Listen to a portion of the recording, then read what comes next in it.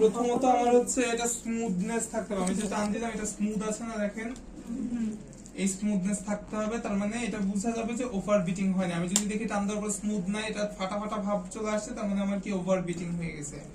So এটা smooth থাকতে হবে। সেকেন্ড, যে আরো বিটিং করব কিনা, না এই জায়গাতেই আমি স্টপ রাখবো, সেটা হচ্ছে অল্প একটু ক্রিম আমি এখানে নিলাম না, এটাকে এখন আমি ঢাকা দিব। যদি দেখি এটা হচ্ছে মুভ করতেছে বা পড়ে যাচ্ছে অল্পতেই, তার মানে কি এটা আরো বিট হবে, হয় নাই। এই যে দেখেন এটা নড়তেছেও না পড়তেছেও না, তার মানে এটা আমার হয়ে গেছে।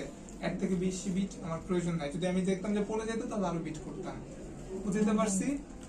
সিম্পল উপায় যে আমরা বুঝবো যে ক্লিন হয়ে গেছে। বাটি উল্টায় পাল্টায় দেখার কোনো এখানে কোনো স্কোপ নাই। বাটি উল্টায় আরো আধা ঘন্টা আগে থেকে পড়বে না। ভাই কোনো কারণে বেশি হয়ে গেলে তখন কি করা লাগবে? ওভার বিটিং হয়ে গেলে আমার অনবরত এটা নেড়ে ছেড়ে যেতে হবে। নেড়ে ছেড়ে যদি দেখি যে ঠিক হয়ে গেছে, ফাইন। যদি না হয় তাহলে অল্প একটু আমরা লিকুইড ক্রিম অ্যাড করতে পারি এখানে। ওইটা বিট করতে হবে না তখন। না, তখন এই যে স্প্যাচুলা দিয়ে মিক্স করলেই হবে। লিকুইড ক্রিমটা কোনটা? লিকুইড ক্রিম লিকুইড অবস্থায় ছিল না আমাদের, প্রথম আমরা কোন অবস্থায় ইউজ করছি?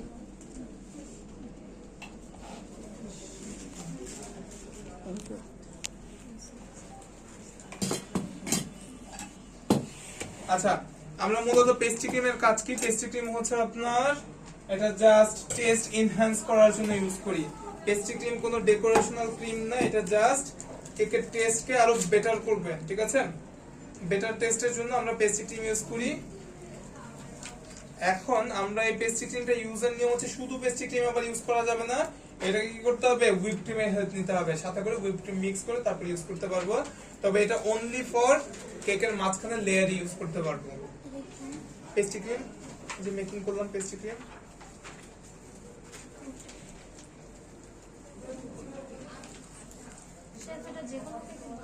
যে কোনো কেকের মাঝখানের ফিলিং হিসেবে আমরা এই পেস্ট্রি ক্রিম ইউজ করতে পারবো। তবে অবশ্যই কিসের সাথে? হুইপ ক্রিমের সাথে। অবশ্যই ঠান্ডা করে নিয়ে, নাহলে কিন্তু এটা গলে যাবে। এটা আসলে তেমন কোনো পরিমাপ নাই, এটা হচ্ছে ডিপেন্ড করে কি টেস্টের উপরে, তবে অতিমাত্রায় না। হুইপ ক্রিম বেশি থাকবে, এটার পরিমাণ কম থাকবে। একটু বের করে দিন ছোটটা। এখন আর বিটিং করব না, এখন জাস্ট আমরা হ্যান্ড মিক্স করব।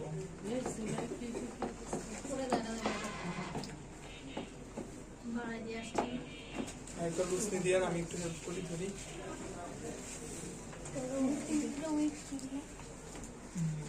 ওটা হুইপ ক্রিমের সাথে, হ্যাঁ।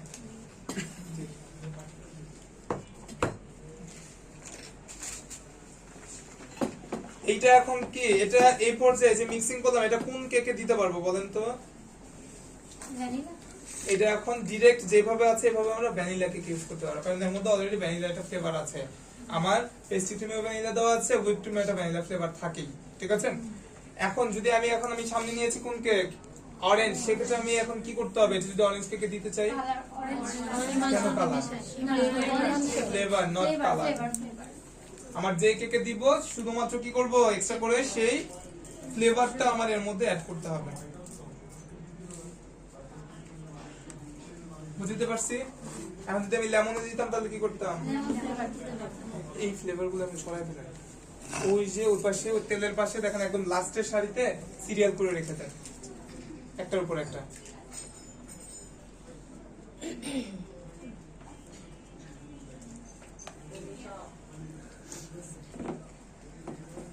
নরমাল হুইপ ক্রিম দিয়ে তো এখন কেক সবাই করে, তাই না? সেক্ষেত্রে আপনিও যদি এরকম সবার মতো হুইপ ক্রিম দেন, তাহলে আপনার কেকের টেস্টটা তাদের মধ্যে কি ডিফারেন্স থাকবে? মানুষ কেন আপনাকে চুজ করবে, তাই না? তো বেসিক টেস্ট চলে আসবে না। এখন আমরা এইটা ইউজ করতে পারি, তবে এটা বিট করব না, আমরা স্প্যাচুলা দিয়ে মিক্স করে নিব। কেক অবশ্যই কুল ডাউন হতে হবে, ঠান্ডা অবস্থায় কেকের মধ্যে কাজ করতে হবে, বা কেকে যা দিব তাও ঠান্ডা হতে হবে। গরম কোনো কিছু কেকে দেওয়া যাবে না, বা গরম কেক নিয়ে আবার কাজ করা যাবে না, জিনিস খেয়াল করবেন। সুইস রোল যদি অনেক সফট থাকে, এর মধ্যে সুগার সিরাপের প্রয়োজন পড়ে না। তবে আমরা এখন কি করছি, এর মধ্যে যদি আমি দেখি যে উপরটা হালকা একটু ড্রাই হয়ে গেছে, যেমন আমার এটা একটু ওভার বেকিং হয়ে গেছে, একটু কালো কালো দেখা যাচ্ছে, ওভার বেকিং হয়ে গেছে, তার মানে আরো 5 মিনিট আগে এটা নামায় ফেলা উচিত ছিল আমার, ঠিক আছে? তো যদি এরকম হয় সেক্ষেত্রে আমরা চাইলে কি করতে পারবো, এর মধ্যে একটুখানি সুগার সিরাপ দিয়ে জিনিসটাকে আমরা সফট করে নিতে পারি। সুগার সিরাপটা ডিপেন্ড করবে আমার কি কেকের ড্রাইনেস এর উপরে। এইটুকু ফেলে দিতে পারবো। এটা যদি কাটতে পারেন আপনি ওইটা চেক করে দেন। তখন তো শুরু চেক হয়ে যাবে। ইমালশন আর ফ্লেভার কি একই? ইমালশন কি বলেছি, ইমালশনে ফ্লেভার প্লাস কালার দুটোই দেবো। আর এখানে শুধু ফ্লেভার দেওয়া হয়েছে। এইটাতে তো কোনো সিরাপে তো কোনো ফ্লেভার মিশানো এটাতে যদি আমরা চাই তাহলে ড্রাইনেস এটাতে will dry will add sugar syrup. ক্রিমের তেমন কোনো পরিমাপ নাই, আপনি যতটুকু খাবেন কম বা বেশি দিতে পারেন, ঠিক আছে। এটা তো কোনো পাউন্ডে কি সেল হয় সুইস রোল, কিসে সেল হয়? ছোট সাইজের হচ্ছে আপনার রিয়া কি দেব বড়টা ইয়ে লম্বাটা স্ট্রেটটা যেটা, হ্যাঁ একটু বড় করো না, পিসটা নিয়ে আসো। দ্যাটস ইট, স্ট্রেট করে রোল করে দিব। ভিডিও ওই যে যাচ্ছে যাচ্ছে যাচ্ছে।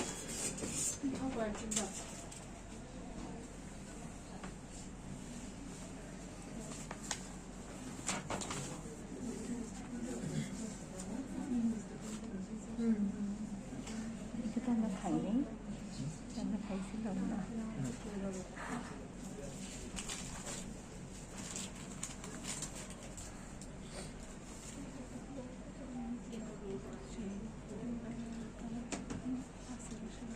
আচ্ছা চাইলে আর একটু কম বা আর একটু বেশি ক্রিম দিতে পারেন, তবে অতিমাত্রায় ক্রিম না দেওয়াই বেটার।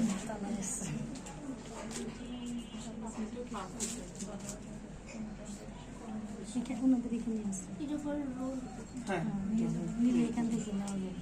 যে পাশ থেকে ধরেন আমার কেকটা যদি বাই চান্স আমি দেখি কোনো পাশ থেকে একটু ক্র্যাক করছে, সেই পাশ থেকে রোল আউট শুরু করবো। এতে করে কি হবে, আমার সেটা আমার রোল হইতে হতে ভিতরে চলে যাবে, আর কোনো প্রকার ফাটল বাহির দিকে দেখা যাবে না, ঠিক আছে।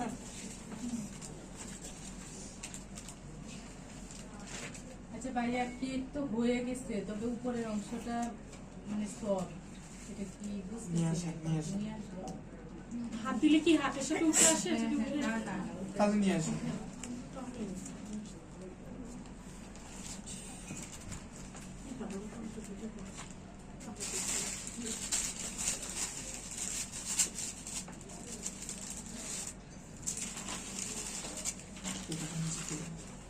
বিনাস করো, আমরা এটাকে হালকা একটু চেপে রোল করবো। হ্যাঁ,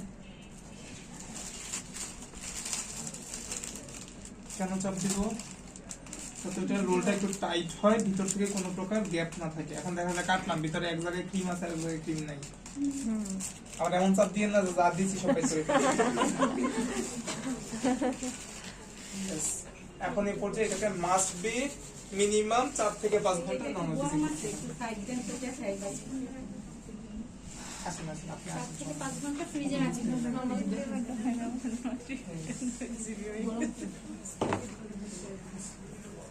এগুলা কি ঘুরে ভাই সুন্দর লাগবে।